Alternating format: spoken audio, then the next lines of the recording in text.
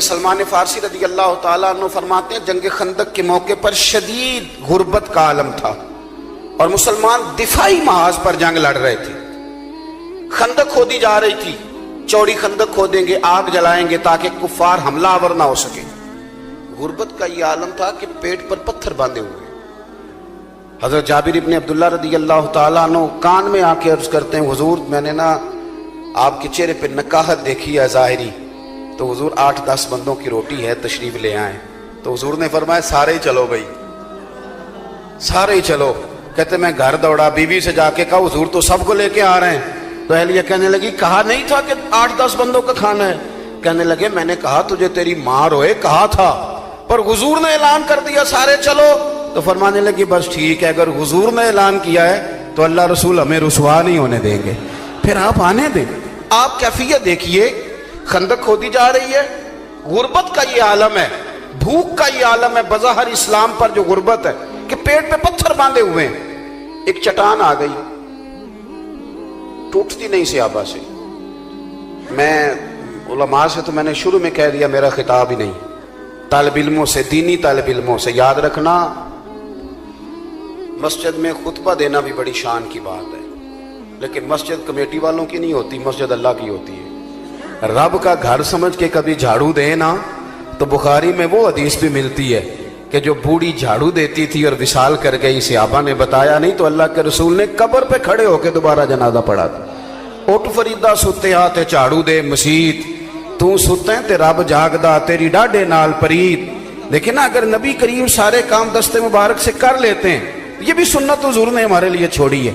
چٹان نہیں ٹوٹ رہی تو فرمایا میرے ہاتھ میں لاؤ نا تھوڑا، مجھے دو نا کدال، لاؤ میں توڑتا ہوں. حضور اترے.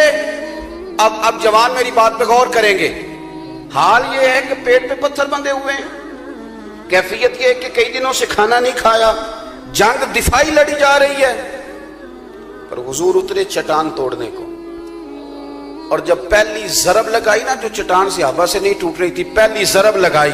ابھی مدینہ بھی فتح نہیں ہوا، مکہ بھی فتح نہیں ہوا، ابھی قریب قریب کے علاقے بھی فتح نہیں ہوئے، لیکن ایک چٹان پہ ضرب لگائی حضور نے. صحابہ کہتے ہیں کہ وہ تھوڑی سی ٹوٹی تو نعرہ پتہ کیا حضور نے لگایا، فتح ابھی مکہ بھی نہیں ہوا، لیکن یہ ولولہ دینے کا انداز میرے نبی کریم کا. ایک ضرب لگائی تو فرمایا لو بھائی اللہ نے ملک شام کی کنجیاں ہمیں عطا کر دی. دوسری ضرب لگائی تو فرمایا لو بھی روم بھی فتح ہو گیا. تیسری ضرب لگائی تو فرمایا لو دیکھ لو بھی اللہ تعالیٰ نے یمن بھی دے دیا، ایران بھی دے دیا. حضرت ابو ہریرہ کہتے ہیں وہ اعلان وہاں ہوا تھا. کسی صحابی کو میں نے ایک دوسرے کے کان میں یہ کہتے نہیں دیکھا کہ ابھی تو مکہ بھی نہیں فتح ہوا. کسی نے ایک دوسرے سے پوچھا نہیں کہ یہ پیشگوئی کب پوری ہوگی. حضور نے وصال ظاہری فرمایا. جناب ابو بکر صدیق کا وصال ہوا، خلافت کی تکمیل پر حضرت عمر آئے، اور جب روم کی، ایران کی، یمن کی کنجیاں آ رہی تھیں تو حضرت ابو ہریرہ فرماتے ہیں میں دیکھ دیکھ کے رو رہا تھا. لوگ کہہ رہے تھے کہ وہ چابیاں آ گئی، ملک فتح ہو گیا، اور مجھے وہ خندق کے اندر ضربیں لگاتے مدینے والے محبوب کی باتیں یاد آ رہی. بھائی آپ آگے تو بڑھیں، آگے تو بڑھیں. یہ زندگی کے اندر ٹھہر جانا، مایوس رہنا، میں کر کچھ نہیں سکتا، ہو کچھ نہیں سکتا. حضور مفتی اعظم ہند شہزادہ اعلیٰ حضرت مولانا مصطفیٰ رضا خان صاحب رحمۃ اللہ علیہ کے سامنے تقریر کرتے کرتے کسی خطیب نے کہہ دیا مسلمان بڑے بد نصیب ہیں، آج پستی میں چلے گئے. تو حضرت فرمانے لگے مولانا ٹھہر جاؤ، جو مسلمان ہوتا ہے وہی تو خوش نصیب ہوتا ہے. جس کو حضور کا کلمہ پڑھنے کی توفیق نصیب ہے وہ بد نصیب ہے. وہ تو کنتم خیر امت ان میں داخل ہے. اور آپ نے یہ کیا کہہ دیا، ان کو خوش کریں، خوشخبری دیں.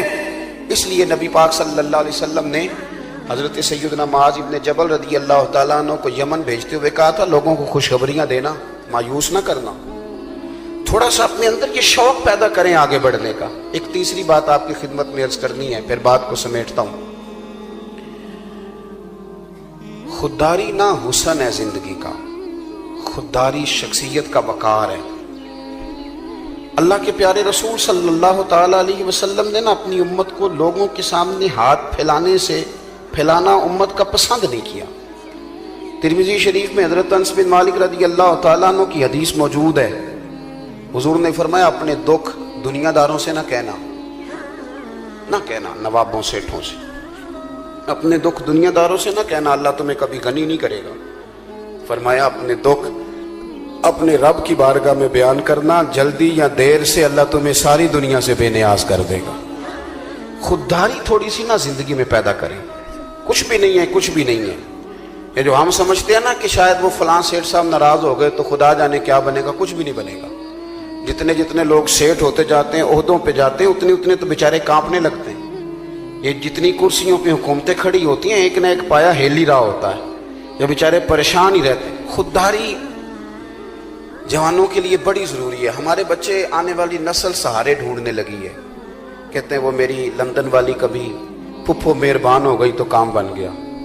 امریکہ والا ماموں اگر کبھی رشتہ داری کر لے تو پھر خواب دیکھتے ہیں بچے کہ سویرے اٹھوں تو پیسوں کا توڑا میرے چارپائی کے نیچے پڑا ہوا ہو. اس طرح نہیں ہوتا.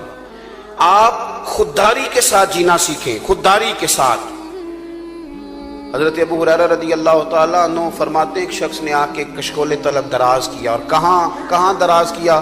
جہاں سے کبھی کوئی خالی گیا ہی نہیں. سرور کائنات کی بارگاہ میں ہر ایک کو ملتا ہے. کون دیتا ہے دینے کو منہ چاہیے، دینے والا ہے سچا ہمارا. کشکول آگے کیا، حضور کچھ دیجئے. توجہ ہے میری بات پر؟ حضور نے فرمایا کیوں مانگتے ہو، تمہارے پاس کچھ نہیں؟ عرض کی حضور ایک پیالہ، ایک کمبل. ہے کوئی اتنا غریب اس محفل میں بیٹھا ہوا؟ ویسے کسی سے پوچھ لیں حال کیا ہے تو بڑے غریب نکل آئیں گے. بھائی ایک پیالہ اور ایک کمبل، اتنا زیادہ غریب بھی کوئی ہوگا؟ اس نے کہا حضور صرف ایک پیالہ اور ایک کمبل. تو کریم نے فرمایا لے کے آنا. وہ لے کے آئے تو حضور نے اس کی بھی بولی لگوا دی. کون خریدے گا؟ ہے کوئی خریدنے والا؟ ایک صحابی نے کہا 1 دینار، ایک نے کہا 2 دینار. حضور نے 2 دینار میں بیچ دی. فرمایا جا 1 دینار کا گھر کھانا لے جا اور 1 دینار کا نا کلاڑا خرید کے لا. وہ کلاڑا. پیشہ جوانوں کوئی بھی برا نہیں، کوئی پیشہ برا. ایک برا ہے کسی کے آگے ہاتھ پھیلانا بس. اور غیرت ہے بڑی چیز جہان تگ و دو میں. حضور صلی اللہ تعالی علیہ وسلم نے فرمایا کلاڑا لے کے آ. صحابی کلاڑا لائے تو صحابہ کہتے ہیں بڑے نصیب والا تھا یہ شخص. وہ کلاڑا لائے تو اس میں دستہ حضور نے اپنے دستے مبارک سے لگایا. فرمایا جا کے نا لکڑیاں کاٹ جنگل سے، انہیں کاٹ کے بیچ، کھا بھی اور کھلا بھی، پہن بھی اور پہنا بھی، پی بھی اور پلا بھی. جا 15 دن نظر نہ آنا. کہتے ہیں 15 دن کے بعد آئے تو حضور نے فرمایا اب کیا حال ہے؟ عرض کی حضور پہلے ایک پیالہ تھا اب سارے گھر کے برتن بن گئے. پہلے ایک کمبل تھا اب سب کے لیے بستر تیار ہو گئے. آپ کے اندر جب خودداری آتی ہے، جب عزت نفس آتی ہے، لا یسألون الناس الحافا. قرآن مجید نے اصحاب صفا کی تعریف کی کہ وہ لپٹ لپٹ کے سوال نہیں کرتے، وہ دیکھتے ہی نہیں. وہ نہیں یہ کام کرتے کہ کون آیا ہے تو کیا لے کے آیا ہے اور کون آیا ہے تو کیا دے کے جائے. یہ مزاج نہیں. حاتم طائی سے کسی نے پوچھا تھا کہ اپنے سے سخی بندہ بھی کبھی دیکھا ہے؟ اس نے کہا دیکھا ہے. کہا کب؟ کہنے لگے میں نے ایک دفعہ سارے شہر کی دعوت پکائی تھی. میرا خود ہی ارادہ بنا کہ میں ذرا دیکھوں کوئی رہ تو نہیں گیا. چہرے پہ نقاب ڈال کے تو میں نکلا. سارے شہر میں دیکھا کہ ہر شخص آ گیا ہے پر ایک بوڑھا جنگل میں لکڑیاں کاٹ رہا ہے. میں نے اس شخص سے کہا کہ میاں آپ کو دعوت میں نہیں بلایا حاتم طائی نے؟ تو کہتے ہیں بابے نے بڑی انوکھی بات کی. کہنے لگا پتر بلایا تھا پر مجھے نا اپنے ہاتھوں کی کمائی کا چسکا لگ گیا ہے. ہاتھوں کی کمائی کا. میں آپ کو یقین سے عرض کروں، دعوتوں میں لوگ، شادیوں میں لوگ اتنے مزے سے روٹی نہیں کھاتے. میں نے ایک دفعہ اپنے ابا جی سے پوچھا آپ کو پسند کیا ہے؟ کہنے لگے پتر جی تو بھوک لگی ہوئے تو ہر شاہی پسند ہے، پھر تو چٹنی بھی بڑی پسند ہے، تو نہ لگی ہوئے تو پھر نخرا ہی ہے. پھر یہ ہے کہ جو بھی پکا ہے اس میں نقص ہی ہے. وہ کہنے لگا جی مجھے اپنے ہاتھ کی کمائی کا نا چسکا لگ گیا ہے، اب مجھے دعوتوں میں زیادہ لطف نہیں آتا تو میں اس لیے نہیں گیا. حاتم طائی کہتے ہیں میں واپس لوٹنے لگا تو اس نے آواز دی. اس نے کہا پتر آپ دعوت پہ جا رہے ہو؟ میں نے کہا ہاں. تو کہنے لگا یہ 5 دینار میرے بھی لے جا. حاتم طائی کو تو ضرورت نہیں تو لنگر پکانے والے کو دے دینا، بڑے بڑے اچھے لوگوں نے کھانا کھانا ہے، چلو میرا بھی حصہ پڑ جائے گا. حاتم طائی کہتے ہیں میں گھوڑے سے نیچے اترا، بابا جی کا ہاتھ تھام کے میں نے کہا بابا میں تو مالدار ہو کے سخی ہونا، تو غریب ہو کے بڑا سخی ہے. وہ کیا کہتے ہیں درویش، مالاں والے سخی نہیں ہوندے، تے سخیاں کول مال نہیں ہوندا، ایتھے اوتھے دوویں جہانی سخی کنگال نہیں ہوندا۔ اپنی زندگی میں نا خودداری، اعلیٰ حضرت بریلوی رحمۃ اللہ علیہ تیل لینے چلے گئے دکان پہ سرسوں کا، پھر وہی بات آ گئی کچھ کام اپنے ہاتھ سے بھی کرنے چاہیے۔ شاگرد مرید بڑے تھے، خود چلے گئے تیل لینے، اس سے کہا میاں یہ سرسوں کے تیل کی بوتل بھر دو، اس نے بھر دی۔ فرمانے لگے کتنے پیسے؟ کہنے لگا حضور ویسے تو 5 آنے کی ہے، آپ ہمارے عالم ہیں، آپ 3 آنے دے دیں، آپ کو 2 آنے رعایت کرتے۔ فاضل بریلوی نے پورے 5 دیے، فرمایا تو سارے رکھ، میں اپنا علم 2 آنے کا نہیں بیچا کرتا، کروں مدح اہل دول رضا اور پڑے اس بلا میں میری بلا، میں گدا ہوں اپنے کریم کا، میرا دین پارا نہ نہیں۔ دیکھو اگر خودداری آپ کی طبیعت میں آئے گی تو آپ اپنے آپ کو نا تھوڑا باوقار محسوس کریں گے، آپ کو یوں لگے گا کہ آپ عبادت کر رہے ہیں، تجارت نہیں کر رہے، آپ کو محسوس ہوگا کہ آپ کی زندگی جو ہے اس پر کسی اور کا نہیں، آپ کا اپنا قبضہ ہے۔ آپ محسوس کریں گے کہ آپ جو کہہ رہے ہیں وہ ڈنکے کی چوٹ پہ کہہ رہے ہیں، آپ کو یوں لگے گا کہ آپ کے پاس جو کچھ ہے وہ اپنا ہے، آپ قیدی نہیں ہے کسی کے۔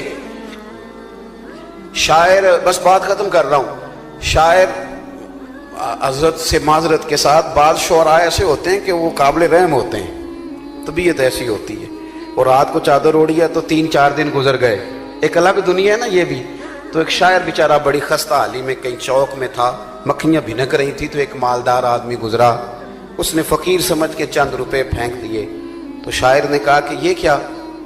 اس نے کہا اب غریب آدمی ہو، تو خوددار آدمی تھا، اس نے کہا اپنے پیسے لے جا۔ اس نے کہا تمہیں ضرورت تھی تو دیے۔ تو اس نے جو شعر کہا وہ مجھے بڑا پسند ہے، اس نے کہا کہ اگر ضرورت پڑے گی نا تو میں اللہ رسول سے مانگوں گا، تجھ سے نہیں مانگوں گا۔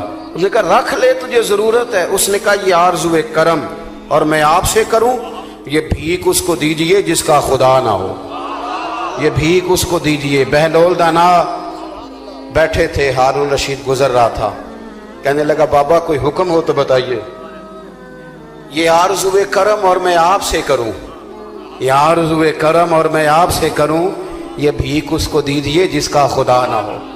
وہ بہلول دانا تشریف فرماتے تو ہارون رشید گزر رہا تھا، بڑا لاؤ لشکر، نعرے بڑے لگ رہے ہیں، تو حضرت اس کو دیکھ کے مسکرانے لگے۔ اس نے کہا بابا ہنستا کیوں ہے؟ فرمانے لگے ہنستا اس لیے ہوں کہ یہ جو آج تیرے نعرے لگا رہے ہیں تجھ سے پہلے بھی کئیوں کے لگایا کرتے تھے، وہ بھی اسی طرح ہی راضی تھے جس طرح تو آج راضی ہے نا، اسی طرح تھا۔ وہ نیچے اتر آیا، کہنے لگا حضور میں نے سنا ہے آپ مقروض ہیں، کوئی حکم ہوا تو بتائیے گا۔ آپ پھر ہنسنے لگے۔ اس نے کہا ہنستے کیوں ہو؟ فرمانے لگے تجھے کس نے بادشاہ بنایا، تو تو بڑا ہی بیوقوف ہے۔ کہنے لگا کیا مطلب؟ آپ فرمانے لگے تیرا رب کون ہے؟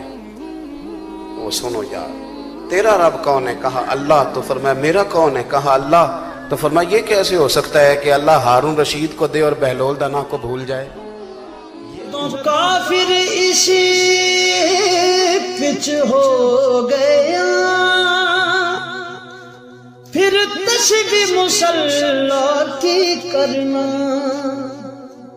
اساں ظاہر نو رب من آئے،